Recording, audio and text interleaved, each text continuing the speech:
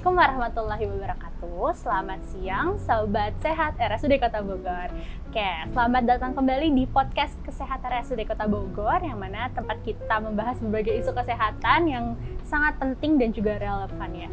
Kembali lagi bersama saya Dr. Agami Zula Taskia. Pada hari ini kita akan membahas mengenai sesuatu yang sebenarnya dianggap sepele sekali ya dokter ya, namun bisa jadi sepertinya tanda bahaya, suara serak gitu ya. Kita akan membahas mengenai suara serak.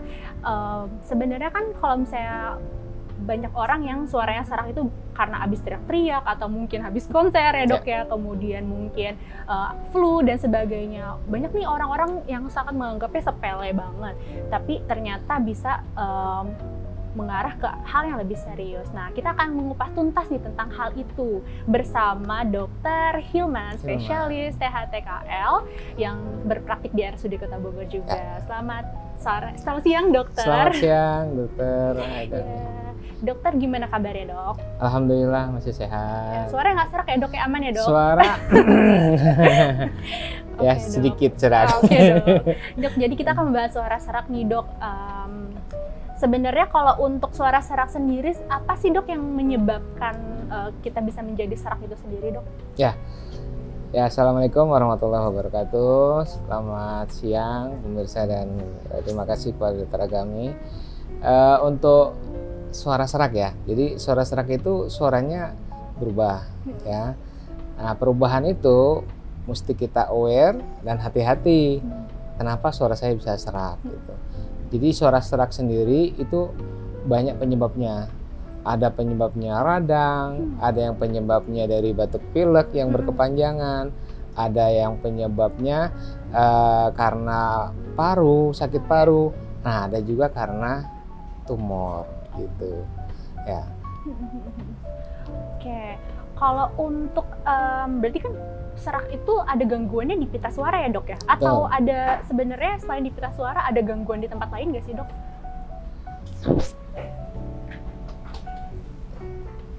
Kalau ya serak sendiri itu berkaitan dengan pita suara kita. Pita suara bila terjadi gangguan seperti tadi adanya peradangan, kemudian adanya infeksi, atau ada yang nutup, atau mungkin ada yang berubah di pita suaranya, pasti terjadi suara serak gitu. Nah, untuk gangguan-gangguan yang lain, misalkan ada sakit tenggorokan, misalkan dok ya, kemudian bahkan ada sesak, nah itu mesti dicari lagi kenapa dia bisa serak disertai gejala yang lain gitu. Paling ringan itu suara serak mungkin karena habis konser, karena habis suaranya selalu dipakai teriak-teriak, atau mungkin seorang penyanyi atau mungkin seorang MC gitu ya, besoknya serak. Nah itu kan banyak terjadi dok. Nah itu yang karena pemakaian suara yang berlebihan, jadinya timbul suara serak. Tapi insya Allah dengan suara serak yang seperti itu penyebabnya akan pulih kembali dengan melakukan bed rest vokal record sendiri gitu. Berarti itu ada jangka waktunya ya dok ya? Berarti kira-kira kapan sih dok suara serak ini mulai menjadi tanda bahaya atau harus kita waspadai ya dok? Seperti yang tadi dokter bilang kan biasanya kalau misalkan habis konser mungkin jangka waktunya hanya beberapa hari terus kemudian sembuh kembali gitu ya dok ya? Nah kira-kira kapan tuh dok? Berapa lama kita harus waspadai kalau suara seraknya? Apakah sudah berbulan-bulan kah atau berminggu-minggu sudah harus kita waspadai juga atau bagaimana dok? Ya, suara serak sendiri akibat batuk pilek, akibat terlalu banyak dipakai suaranya, biasanya pulih sendiri sekitar antara 3-5 hari. Nah, tetapi ketika suara serak itu berkelanjutan, bahkan sampai berbulan-bulan, sampai bahkan ada yang tahunan juga dok, nah itu harus diwaspadai. Mungkin saja pita suaranya itu anatominya berubah, atau memang ada suatu tumor di situ. Nah, itu yang perlu kita ketahui, nanti datang ke THT untuk diperiksa lebih dalam lagi gitu mengenai pita suaranya gitu. Oke. Berarti kita bisa membedakan ya dok, gejala ketika itu memang karena penyakit yang seperti batuk pilek atau infeksi dan juga penyakit yang memang keganasan seperti itu dok, kayak tumor dan sebagainya. Kira-kira ada gejala-gejala yang bisa kita bedakan nggak sih dok dari? Ya, jadi kalau untuk membedakannya dengan suara serak karena tumor, itu biasanya tumor itu sendiri tidak disertai gejala akut, kayak misalkan dia ada batuk, kemudian ada nyeri tenggorokan. Itu bisa menyebabkan suatu peradangan pita suara saja atau yang disebut laringitis. Suaranya sama serak juga, begitu. Tetapi kalau dia suara serak yang sudah berkepanjangan, tetapi dia tidak ada gejala lain seperti batuk, seperti tenggorokannya sakit atau bahkan demam, nah itu harus diwaspadai. Itu bisa merupakan suatu tumor. Tumor pita suara. Nah, tumor pita suara itu sendiri kan ada dua macam, ada yang ganas, ada yang jinak dok. Dua-duanya sama menyebabkan suara serak gitu. Nah, ditambah kalau berkelanjutan, biasanya si pasien itu merasa sesak atau susah bernafas. Karena apa? Karena si pita suaranya makin tertutup dengan tumor tadi gitu. Berarti kalau misalkan sudah berkepanjangan, kemudian ada sesak dan sebagainya, itu harus diwaspadai lebih lanjut ya dok ya? Betul. Oke. Nah dok, kira-kira apa sih dok faktor resiko yang bisa kita identifikasikan jika pasiennya suara serak dan ada faktor resiko ini nih, kita harus lebih cenderung waspada nih gitu. Gimana dok? Ya. Ada? Pertama, kalau dia suatu serak yang berkepanjangan tadi sudah kita bahas ya, suatu serak yang berkepanjangan, kok serak terus, makin lama makin serak dan timbul sesak gitu ya. Dan kita lihat ada nggak pemicunya, faktor risikonya seperti apa? Seperti dia sering nggak merokok, dia perokok aktif maupun perokok pasif, itu sama dok risikonya. Kemudian ada nggak dia faktor genetik atau keturunan, sebelumnya mungkin di keluarganya ada yang menderita yang sama, menderita tumor, nah itu harus diwaspadai. Terus ada nggak dia riwayat memakai alkohol yang sering gitu, minum alkohol maksudnya gitu ya.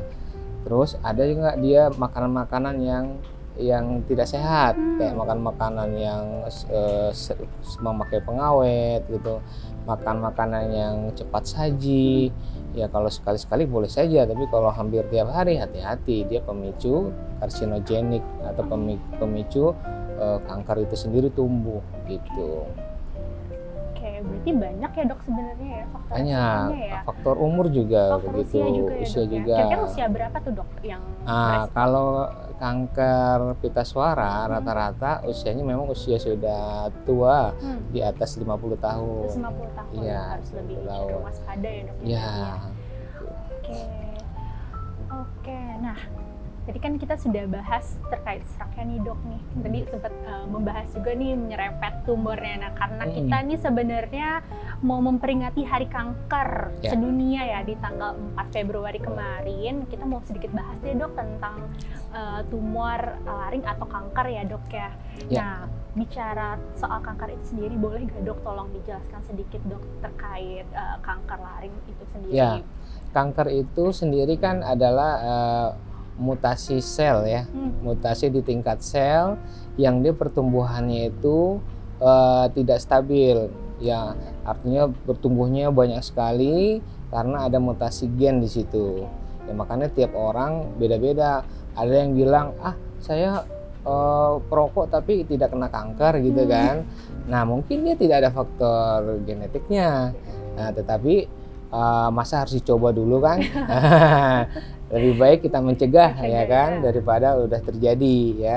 Ya sudah, rokok sendiri juga bisa menyebabkan pemicu kanker gitu. Nah, kanker, salah satu kanker itu kanker laring yang terbanyak juga dok gitu ya. Jadi kanker laring itu adalah kanker atau tumor ganas yang berada di pita suara. Nah, di pita suara itu kita tahu adalah tempat jalan udara dari paru ke ke mulut dan ke hidung. Jadi itu sangat penting sekali pita suara itu ya, bukan hanya mengeluarkan suara, tapi dia adalah tempat untuk melewati udara dari paru ke hidung dan mulut. Nah, ketika dia ada yang tersumbat di pita suara, otomatis bukan hanya suara serak, ini serak juga, bukan hanya suara serak, tetapi sesak gitu. Nah, kalau sudah sesak, hati-hati, dia bisa terjadi kekurangan oksigen pada seluruh tubuh, terutama vital, yang organ vital, otak, jantung, paru. Nah, itu harus hati-hati gitu. Oke, berarti tadi tuh gejala-gejalanya juga berarti salah satu yang sesak tadi. Bisa batuk pilek juga gak sih dok kalau misalnya itu? Ya, kalau batuk bisa dok. Oh bisa ya dok ya? Ada Kalau batuk juga, bisa gitu ya. gitu. Berarti sebenarnya mirip-mirip juga ya dok? Mirip-mirip juga, cuma kalau yang karena batuk pilek, ya seraknya paling cuma sesaat saja, sekitar di bawah 7 hari. Tapi kalau serak karena tumor berkelanjutan dia tidak ada tanda-tanda akut, tidak ada sakit tenggorokan, hanya suara serak saja. Nah, tapi lama, nah itu harus hati-hati. Gitu. Ada gejala lain nggak sih dok, kayak misalkan mungkin penurunan berat badan atau nafsu makan yang nggak bisa menurun Ya, atau gimana setiap yang sudah didiagnosa kanker, memang kita tergantung dari stadiumnya dok ya. Nah, kalau memang stadiumnya sudah lanjut, biasanya banyak hal yang terjadi gitu ya, bukan hanya di pita suara, tetapi dia juga penurunan nafsu makan, kemudian gangguan mungkin sudah menyebar ke ginjal atau nyebar ke paru. Nah, itu paling banyak dok gitu. Ya, memang agak sulit. Nah, kalau memang sudah pencegahannya ada dan kita menemukannya di stadium awal, stadium dini, ya insya Allah bisa disembuhkan kanker laring itu sendiri gitu. Oke, boleh sedikit dijelasin nggak dok? Tadi kan membahas stadium nih, boleh tolong dijelasin nggak dok kira-kira biar kita sama-sama tahu dari stadium 1 dan stadium awal dan stadium akhir itu bagaimana tuh kira-kira? Ya, stadium awal itu ya tadi suara serak. Jadi kita jangan biarkan aware. Kemudian kita ke dokter, kita lihat, kita periksa sampai ke endoskopi pita suara. Nah, kita nanti pemeriksaannya dengan THT, biasanya dengan endoskopi, bahkan bisa dilanjutkan dengan CT scan atau bahkan MRI gitu. Lalu kita lihat kalau memang sudah ada benjolan sedikit saja, nah itu memang harus kita lakukan pengambilan sampel dulu dok. Pengambilan sampel untuk melihat apakah ini tumor ganas atau tumor jinak. Kalau tumor jinak banyak juga, kayak misalkan papilom, kayak cuma granul saja gitu ya. Nah, itu yang jinak tapi menyebabkan serak juga. Bahaya nggak? Ya tidak sebahaya yang ganas gitu kan. Tetapi kalau ganas itu bisa ada kelanjutan lagi. Kelanjutannya ya mungkin ada kemoterapi, mungkin radioterapi, dan bahkan bisa dilakukan operasi pengangkatan dari pita suara itu sendiri sampai laring. Itu sedikit ya dok. Berarti tadi pemeriksaan penunjangnya bisa dilakukan pertama endoskopi dulu untuk melihat ya dok, di teropong ya dok ya. Terus nanti kita ambil sampel untuk melihat stadiumnya bagaimana. Bisa lakukan CT scan juga dan sebagainya. Tadi kan sudah membahas sedikit tentang pengobatan ya dok ya. Pengobatannya itu selain radioterapi dan kemoterapi ada obat-obatan lain nggak sih dok? Atau harus diangkat? Apakah atau gitu? Ya, kalau untuk stadium dini, tadi kan kita belum selesai. Stadium dini itu dia bisa dilakukan kemo, sinar, dan habis itu bisa dinyatakan hilang ya, tumornya hilang. Tetapi kalau misalkan sudah stadium akhir, memang agak sulit dok, walaupun dia sudah hilang, tetapi dia sudah terlanjur menyebar ke kemana-mana ya, termasuk ke hepar, termasuk ke bagian perut, bagian paru, bahkan bisa ke bagian ginjal. Nah, itu yang agak sulit untuk dilakukan pengobatan gitu. Nah, tapi untuk yang dini tadi bisa dilakukan pengangkatan operasi pita suara agar dia tidak bisa menyebar kemana-mana untuk berikutnya. Kemudian dilakukan kemoterapi dan radioterapi gitu. Sama sisanya simptomatis aja berarti ya dok? Simptomatis saja. Oke, baik. Kira-kira dok untuk keberhasilan pengobatannya sendiri bagaimana sih dok prognosis ke depannya? Sama halnya dengan kanker-kanker yang lain dok. Jadi untuk kanker itu sendiri sedini mungkin kita ketemu atau menegakkan diagnosa kanker itu sendiri, deteksi dini awal, nah itu bisa dilakukan pengobatan secara total gitu. Nah tetapi kalau sudah menyebar atau stadiumnya sudah lanjut, nah itu yang memang sulit untuk dilakukan pengobatan gitu. Karena banyak faktornya di situ dok, bukan hanya nanti pita suaranya saja terganggu, tapi yang lainnya juga terganggu. Oh gitu. Gitu. Oke dok. Berarti kalau misalkan pasien udah diangkat nih pita suaranya, kemungkinan udah nggak bisa berbicara normal juga ya dok ya? Betul. Nah tadi kalau dia sudah diangkat kan pencegahannya supaya dia tidak menyebar kemana-mana. Nah, resikonya memang suaranya tidak ada gitu. Nah, tetapi bisa dilakukan dengan pengeras suara yang berada di yang ditempelkan di leher gitu dok. Jadi suaranya tidak keluar dari mulut, tetapi keluar dari leher. Oke, dokter. Oke dok. Nah tadi kan sempat disinggung juga nih dok. Ada gak sih dok cara biar kita pemeriksaan apa saja yang bisa kita lakukan di awal selain yang tadi kita sudah jelaskan gitu dok? Barangkali ada memang yang suara serak nih, aduh aku pengen tahu nih apa dia ada tumor kah, ada apa dengan teropong tadi aja atau mungkin ada pemeriksaan lebih lanjut dok? Ya, pemeriksaan yang paling umum kita biasanya melakukan pemeriksaan mulut sekitarnya, kemudian sampai ke pita suara. Memang pita suara tidak bisa dilihat dengan senter biasa, kita bisa melihat dengan kaca laring atau dengan endoskopi laring gitu. Nah, kemudian kalau memang ada indikasi pita suaranya itu ada tumor, kita lakukan pemeriksaan lanjutan untuk menilai sampai seberapa besar dia tumornya itu berada. Dengan cara apa? Dengan CT scan. Nah, kemudian dengan CT scan sudah ada, baru kita ketahui dia kira-kira jenisnya seperti apa. Apa tumor kanker atau tumor jinak gitu. Tadi setelah tumor jinak ada, ya sudah, kita tidak melakukan pengobatan apa lagi, hanya simptomatis saja. Tetapi kalau sudah tumor kanker, nah kita harus lakukan kemoterapi, radioterapi, atau bahkan diangkat dok untuk dilakukan operasi laringektomi namanya, pengangkatan laring gitu. Oke, jadi buat teman-teman yang memang mengalami gejala-gejala yang tadi sudah disebutkan dan memang pengen deteksi dini, lebih dini gitu ya, boleh dilakukan pemeriksaan di awal. Itu sebenarnya dengan dokter umum bisa ya dok yang pakai kaca laring gitu ya bisa dok. Jadi bisa ke dokter umum dulu, misalkan nanti ternyata ketemu ada sesuatu yang bermasalah, boleh nanti ke dokter Hilman. Baik dokter, dok kira-kira ada gak sih dok cara untuk mencegahnya dok selain tadi sudah dijelaskan? Pertama dari gaya hidup sehat ya dok. Gaya hidup sehat. Jadi gaya hidup sehat itu dengan apa? Ya tidak merokok, tidak minum alkohol, kemudian makanan-makanan juga mesti dijaga, olahraga rutin ya. Makanan-makanan itu ya seperti yang fast food, kemudian yang makanan-makanan berkaleng yang pakai pengawet gitu ya. Kemudian selain itu tidur cukup ya, olahraga rutin gitu.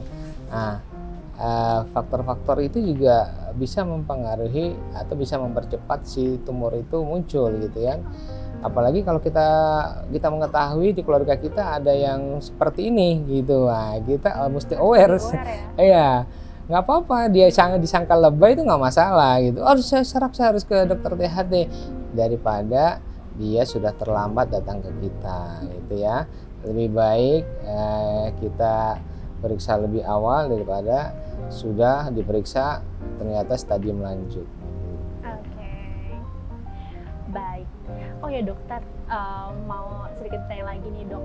apa sih dok langkah pertama dok kalau misalnya suara serak nih dok, kan biasanya kan suka banyak tuh yang beli tiba-tiba obat-obat yang dihisap itu dok. Nah itu nggak apa-apa nggak dok? Apa harus tetap ke dokter aja atau kita sebenarnya bisa pengobatan sendiri gitu dok untuk teman-teman Ya, semuanya? sebenarnya kita bisa nilai sendiri dok. Kalau misalkan kita habis teriak-teriak, ada acara, mungkin kita seorang penyanyi, tiba-tiba besok paginya langsung serak suara saya. Nah, itu kan bisa dipastikan dari situ gitu kan. Ya, boleh saja dia mengobati dirinya sendiri dulu gitu. Nah, yang tadi saya bilang mungkin di bawah 7 hari dia udah bisa hilang harusnya.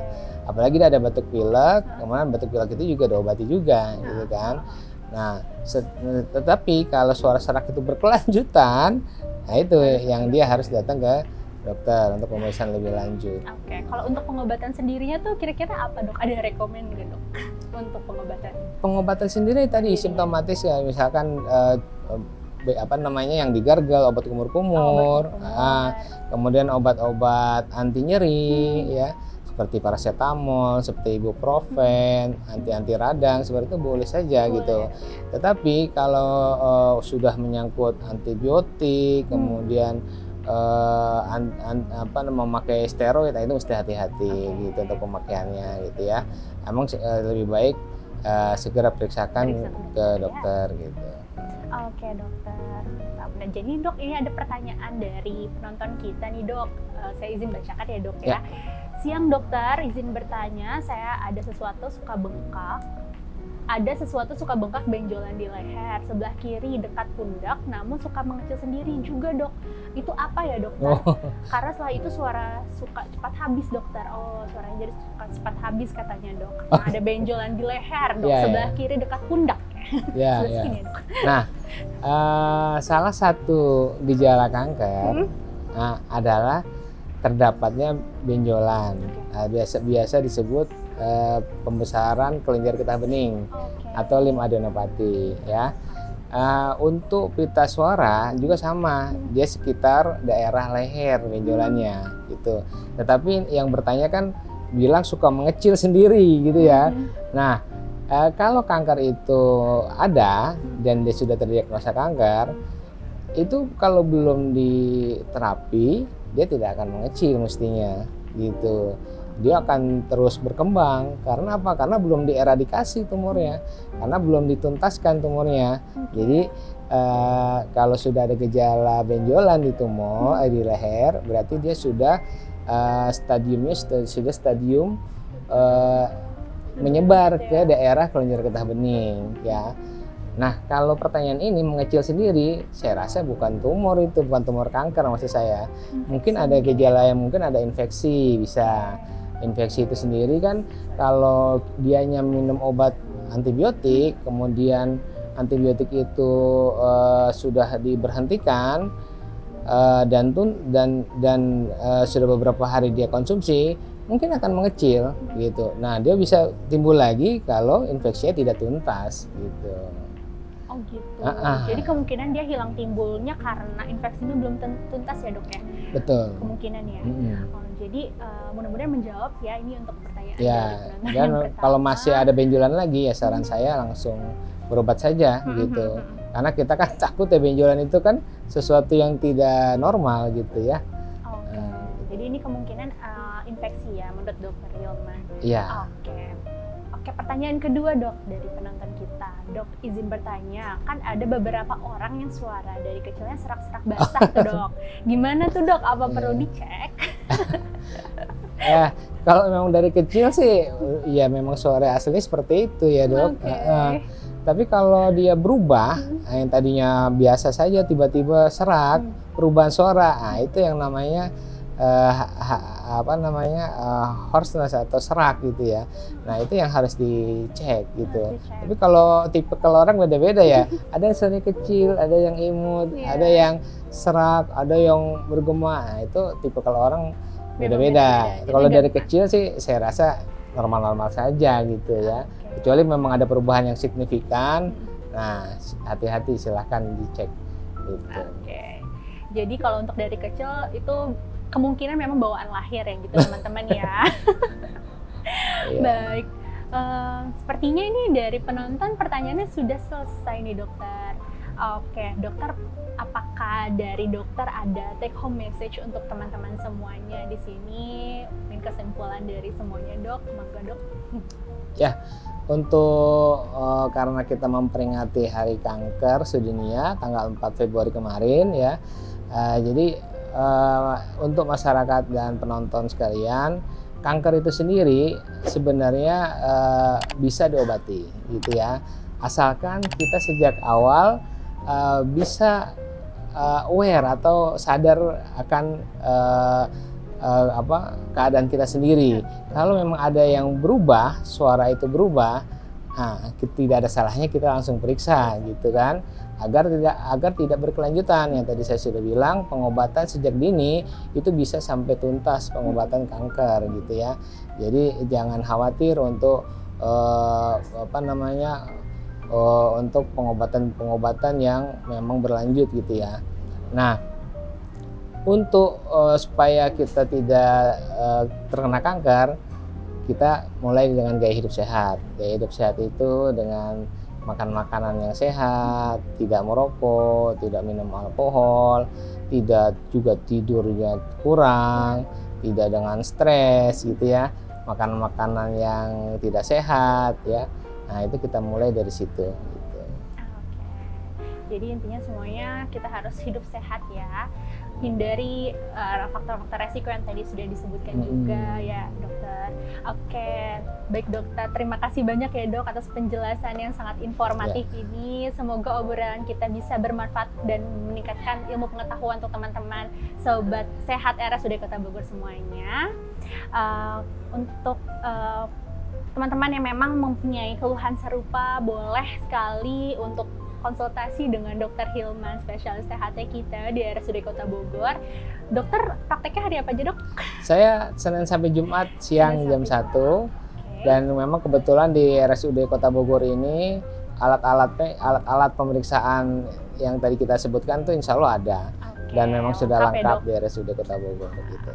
Sudah bisa juga dilakukan pengobatan kemoterapi. Oh iya. Kemoterapi di sini juga sudah tersedia. Iya, jadi tersedia. Boleh teman-teman datang berarti dari Senin sampai Kamis jam 1 ya dok ya? Senin sampai Jumat jam 1. Oh, Senin sampai Jumat. Oke, baik.